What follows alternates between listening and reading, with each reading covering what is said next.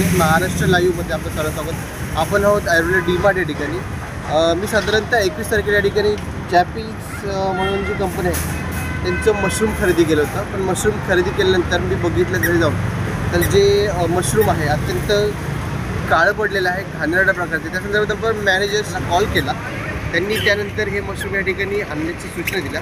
त्यानंतर आता बघितलं जर डीमार्टमध्ये जर अशा प्रकारे वस्तू परचेस केली तर असं जे बिल आहे असं येतं.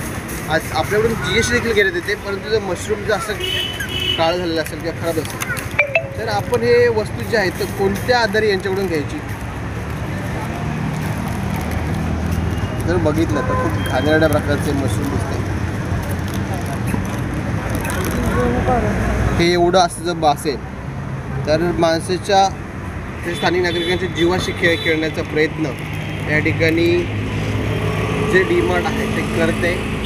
या ठिकाणी डीमार्टमध्ये आतमध्ये गेल्यानंतर त्याची प्रतिक्रिया काय आहे हे आपण नक्की जाणून घेऊ.